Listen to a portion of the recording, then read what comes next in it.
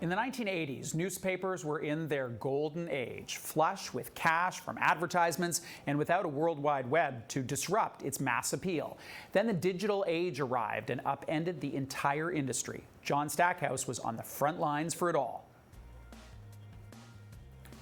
Over 30 years in journalism, Stackhouse wore many hats. At the Globe and Mail, he served as development issues correspondent, correspondent at large, foreign editor, national editor, and then editor-in-chief until 2014 when he joined RBC.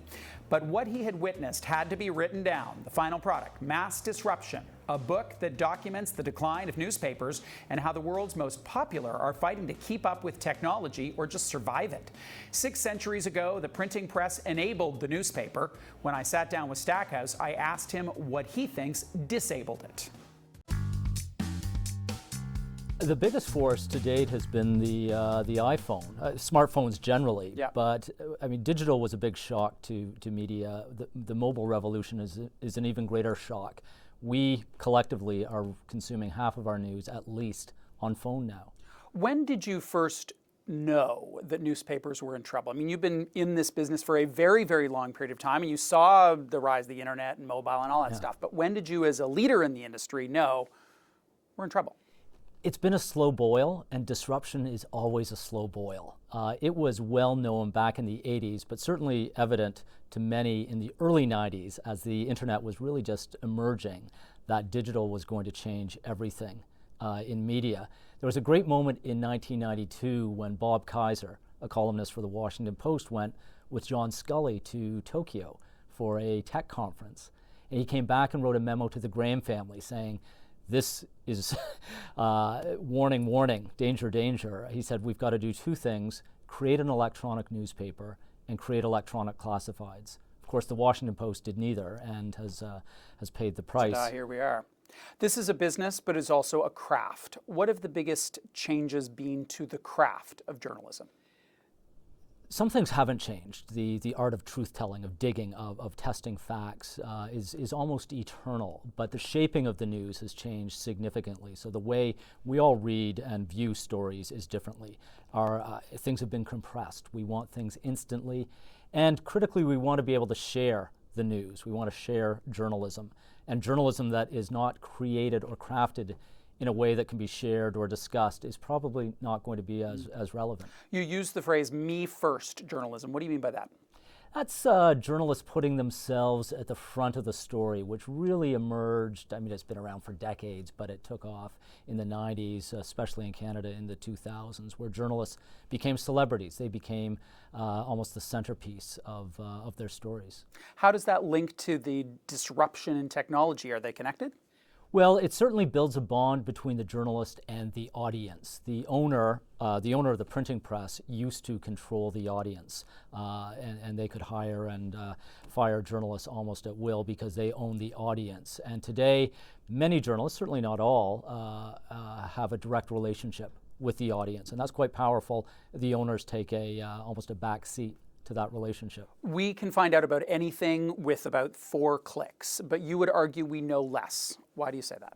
Because there's more to know. The amount of information, what is it, that's been created in the last 2 years is greater than all the information that was available. So you say less in relative terms? Yes. In terms of the market share of knowledge out there, we know less? Yes. But do we know more in absolute terms? Hard to measure that, but we're consuming more. We're spending typically 5 hours a day on digital media. 5 hours a day. I mean, that's coming at a price to newspapers, to magazines, to traditional TV, but we are devouring digital content.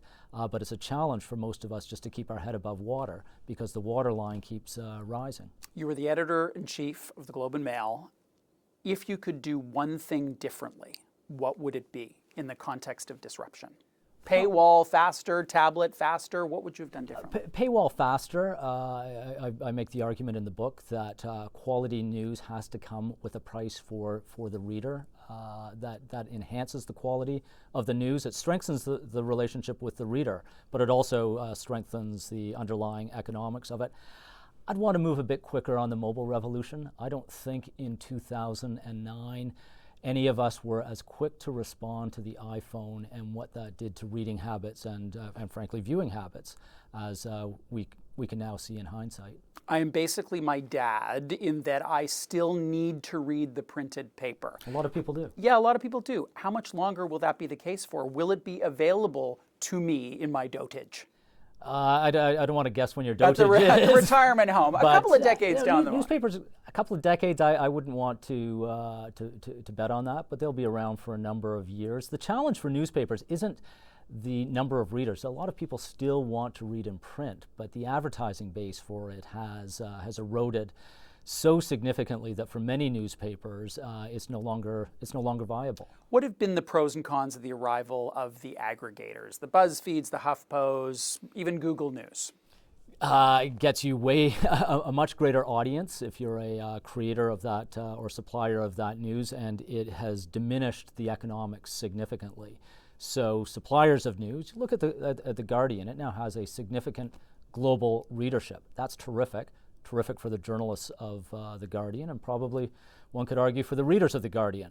But for those trying to create or build the business model, the aggregators have driven the price that each of us indirectly pays through advertising to access that journalism. They've driven that from dollars to dimes to now pennies. Which of the beats suffers the most? Is it international reporting? Is it local? Is it, I don't know, the society pages?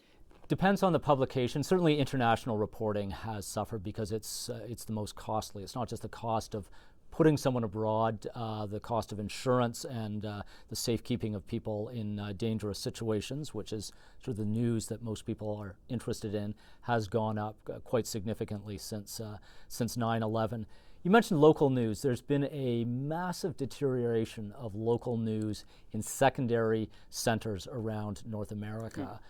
We sometimes don't appreciate that in big cities like Toronto or New York, but you go to a small town like Des Moines, or a small city, or Saskatoon, or London, Ontario, the amount of journalism, quality original journalism being done in those centers is a fraction of what it used to be. For journalists, you have crossed over to the other side. You now work for a bank. What's it like over there? Well, I have a terrific position. I work for the CEO of RBC and try to advise him and the leadership team on the world outside of the bank. So in some ways it's similar to what I did as a journalist, being their eyes and ears on the world beyond what they know. It's also wonderful to be inside a financial institution and appreciate how capital is deployed in an economy like Canada. Was it a tough call for you to make? And I ask because in the context of disruption, we know journalists have fewer places to work. There simply aren't the jobs that there were even a decade ago.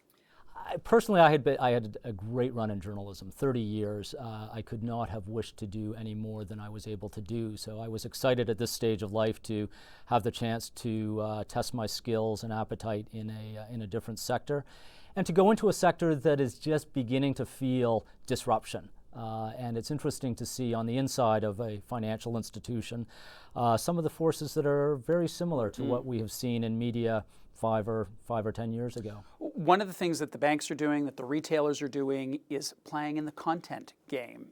As a journalist, is that good or bad for the public good? I suggest it's both good and bad. Content has always been created by many parties, and we're now seeing from sports leagues to governments to think tanks, all playing an enhanced game, if I can call it that, as content creators. If it's quality content, that's good. If it's pretending to be journalism, pretending to be independent of the source that is financing it, that's a little worrisome.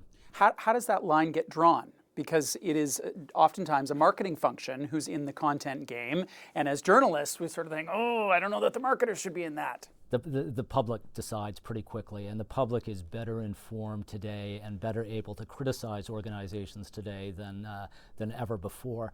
You hear authenticity has become a buzzword, but it's hugely important in business. Businesses want to be authentic, and those that do anything that is inauthentic, such as presenting themselves as a journalistic outfit, gets called out very quickly. Briefly before we go, how would you characterize your mood or your outlook when it comes to journalism?